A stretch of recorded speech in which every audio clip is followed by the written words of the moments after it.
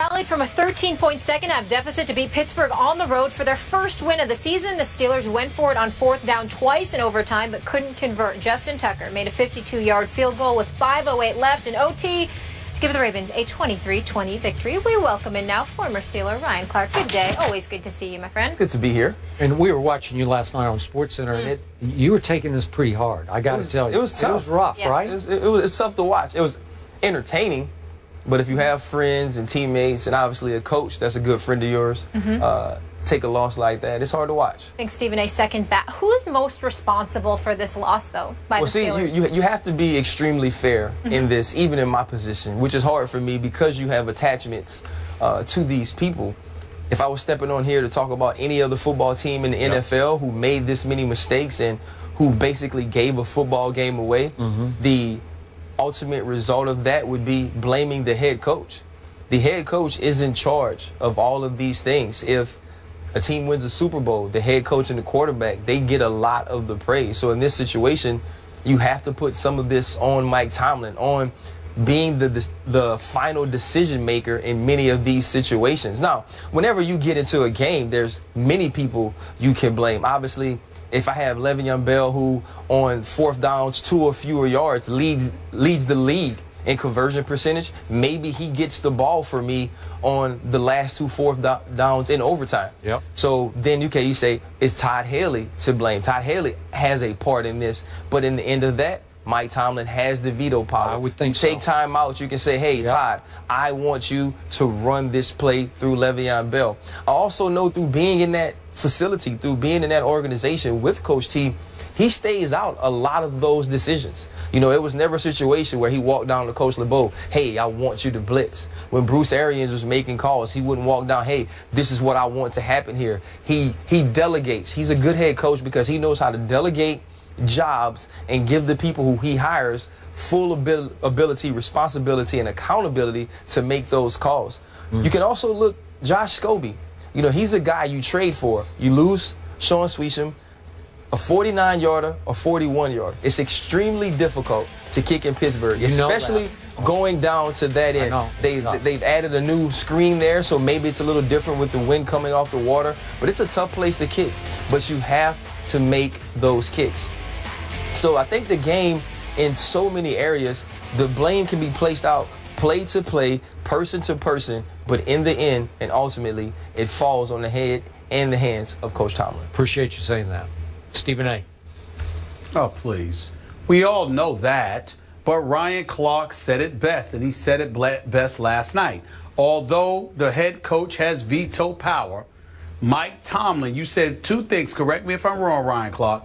You said that Mike Tomlin never really went into the defensive room to interfere with what Dick LeBeau was doing when he was defense coordinator, correct? He did not. And then you said, if I remember correctly, Todd Haley has earned that kind of cachet. Yes. Because he's been there. So my point is, if he's earned that kind of cachet, and you said that's what Mike Tomlin did with Dick LeBeau, then chances are he did the same thing with Todd Haley. Which means that when Le'Veon Bell does not touch the ball in overtime on 2 pivotal occasions, that says to me, that has Todd Haley written all over it. That's all I'm trying to say. I knew you now, would be fired up about that after yesterday. That's right. That's right. And I mean it. He bothers me, man. He really, really bothers me because I am not questioning his football acumen.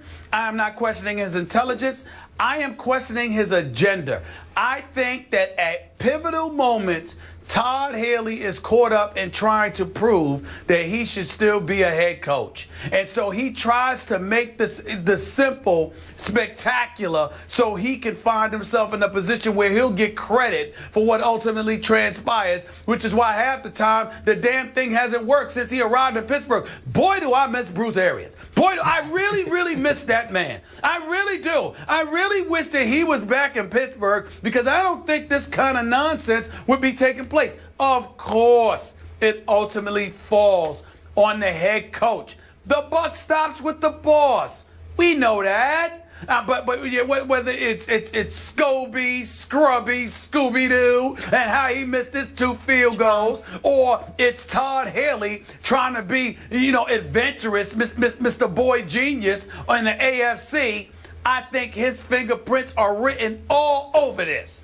And that's why I got a problem with it. Le'Veon Bell, 2 4th-and-1 situations, and you don't get him the ball? That's just disgraceful. It's just disgraceful. I don't care what anybody says. Reminded me of the Super Bowl. So here I am. Nothing was that bad. Nothing was as bad as Pete Carroll not giving the ball I'm teasing. Nothing was that bad. All right. So here I'm dealing with an ex-Steeler whose heart is still in Pittsburgh, and I don't blame you for that. And I'm dealing with a real Steeler fan who's also a fake Giant fan, but we figured that out on the show. That. He's a faux fan. That's what I call him, faux fan. Then when they Whatever, win the the both NFC of East, y'all. he can't be excited. Spare me. Okay, all Miss right. Connecticut and Mr. Oklahoma City. Y'all just step Okay. back. Now Fall back. Back to the Love question.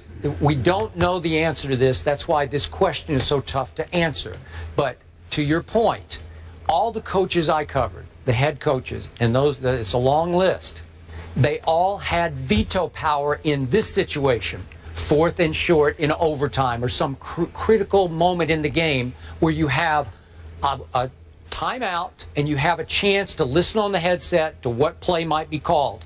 And most coaches wanted to be able to say, I want you to run it or throw it, and then you pick the play. Or I want the ball in so-and-so's hands on this play. Let's make sure so-and-so touches the football.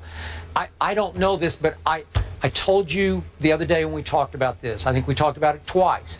Clearly, Mike Tomlin loves Michael Vick, and I don't blame him for that. He respects him. He went out and brought him to Pittsburgh when maybe nobody would have given him one last hurrah. And it seemed to me that last night, Mike Tomlin wanted the ball in Michael Vick's hands in those key moments. Michael Vick on a lot of Monday nights in the past has lit it up. He played a sensational first half. Then either he might have run out of gas a little bit on conditioning, but he lost some of his accuracy through the second half. So he had lost his flow, you might say. So I'm not sure I would have put the ball in his hands when you're telling me you got Le'Veon Bell. Meaning, like you said, short yardage, there's nobody better than him. His patience, his ability to wait and look and pick the hole, it's virtually unstoppable for a yard and a half. So I get what you're saying about Le'Veon, but ultimately I think Mike Tomlin said, let's let Michael have this play. And Michael still's got some jets to him. I thought in the first half when he took off a couple times, I was like, wow, he can still move, man. And his arm strength is great. The accuracy was starting to fade a little bit. And then I told Stephen A. earlier, I question the fact that you try to throw that route to Antonio, who's about, is he 5'10", or it's hard. And so the pass is a little wild high. It's not like you got somebody who can go up and snatch it, right? Well, I think, though, the reason you throw it to Antonio, because besides Julio Jones, he's the guy wrecking the league more than anybody at that position. No doubt. I was more upset about if anybody's going to run the ball, it's 26. Yeah. Don't split him out to block outside and have Mike Vick try to run around the end. So if you're going to run the ball, go with Le'Veon Bell. But I don't have a problem with the pass because Antonio Brown is so good. I mean, his streak for 35 games of 5 catches, 50 yards ended last night, partly because of inaccuracy. He had a long drop. I just feel like I don't mind that play as much, but I just feel like when you come off of Mike Vick running the ball and not getting it, I feel like you have a meeting of the minds on the sideline and say, hey, guys, listen here. The first time didn't work. We tried to be tricky. We tried something new. And I understand what Stephen A. is saying. I actually thought about him when they had those 2 plays because I knew what he would say is that Todd Haley's trying to earn a job on these 2 plays. You have to look at the situation and say, listen, 26 is the best all-around running back in the league. If you want to earn a job, you give it to 26. You win. Right? You win games. That's what I did. And I also do know, though, from having Bruce Arians in the building, we threw the ball a lot. We threw it downfield, and the Pittsburgh Steelers way was running the football, and it would come from up top. The Rooney's just the organization, the media around. They wanted to see Bruce Arians run the football. And I don't know if Mike T and Bruce ever had that conversation, but it never happened. It never materialized. And I think a large part of that was Coach Tomlin not going to him in games and saying, you know what, you run it here or you run it now. He allows his coaches freedom. He allows them to grow. And I think that's a huge reason why people want to coach for him. I agree. Go ahead, Stephen A. My issue is that, let me get back to Todd Haley, because I'm not going to lie to I'm you. shocked. I will confess on this day, I'm not interested in the damn thing anybody has to say about last night's game that doesn't include Todd Haley. Okay. We understand that Mike Tomlin lets his coaches coach. Whip-de-damn-do. So what? I mean, ultimately, he has the veto power, and we get that. I understand that. I also understand that from a play scheme perspective, Todd Haley made the right play. I got news for you. Ryan Clark, Skip Bayless.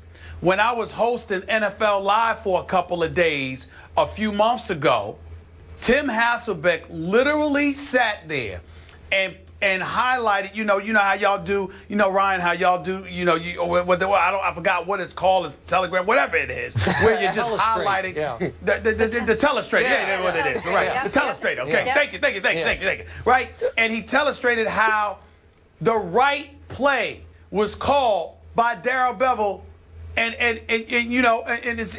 Pete Carroll in Seattle, and the play was actually a perfect call. I said, who the hell's arguing that? You make a very valid point.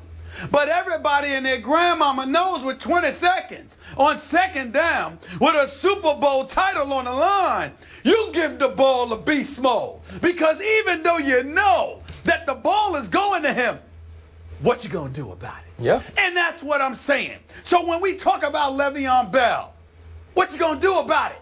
Now, if you want to go away from it, it's because you're trying to show your brilliance. And when you saw it cost that franchise a Super Bowl championship, okay, why in God's name would you be in overtime with 1 yard to go on 4th down with a brother that's running for 129 yards, who is the best player on your team and universally recognized as the best all-around back in football, and you don't find a way to get this man the ball? It can only be one reason. And that one reason is you want to show how brilliant you are. If anybody fits that stereotype, it's Todd Haley. That's like, I mean, when you talk about him trying to step out, that's like saying, you know what, Stephen A's an opinionated dude. Duh. Who the hell doesn't know that? That's Todd Haley. It's who he is. It's who he is. I want it to be about me. I want to show the world that I know what I'm doing. That's what this was about, and it cost them last. I don't care what anybody says. Okay. I don't care what anybody says. Okay, so that's enough about that guy, but I also have to defend against this frustrated Steeler fan, Josh Scrubby, as he calls him. As you well know, you pointed, Scooby-Doo. whatever he is, right? I'm going to repeat this stat again. Since Heinz Field opened in 2001, from 50-plus yards, only 28.6% have been made from 50 or long, because it's the hardest place to kick in the league. So he tried one from 49. That's going to be pretty iffy, and it didn't make it. And then he tried one from 41. I'm going to give that about a 50-50 shot, and he missed it, even though Josh Scobie in his career is 5 for 5 in walk-off kicks, in game winners, last-minute kicks. 5 for 5. He's missed more field goals. He's missed more field goals than anybody since the start of the 2014 season. And he's missed 4 field goals already this year. I don't want to hear about that. Yeah. Don't give me that percentage. What have you done for me lately? Is Justin Tucker not the best kicker in pro football? He's the best. He's the best clutch kicker in pro football. Yeah, but I don't know. It wasn't a doubt off his foot the last 2. He had a little wind with him that way. Ryan Clark. Scobie, Scrubby, Scooby-Doo should not have taken the job in Pittsburgh, because the stat that Skip brought up, he knew about that before he took the damn job. He should have stayed behind in Jacksonville. He should have stayed behind in Jacksonville or sat out and not showed up in Pittsburgh. Right. You know what the job description is. It's all he does. It's all he does. Why? What are you talking about? Yeah. What are you talking about? It's all he does. Kick the ball. You don't do anything else. Be nice. You're just angry. You're being mean. I felt bad. I really felt bad for him post game. It's tough. Really? It's tough. Yeah, Yes. It's tough. I do too. It's a hard job. I felt bad. I don't want to be a We all feel bad for him. Ryan, thank you so much for being with us. We appreciate it. We're going to get this passion from Skip Bayless in the next topic, because we're talking about his Cowboys. Do we have to? Yes, they're heading to New Orleans. Will their D be better this week? Will they get the win? We'll get into that on the other side of the break.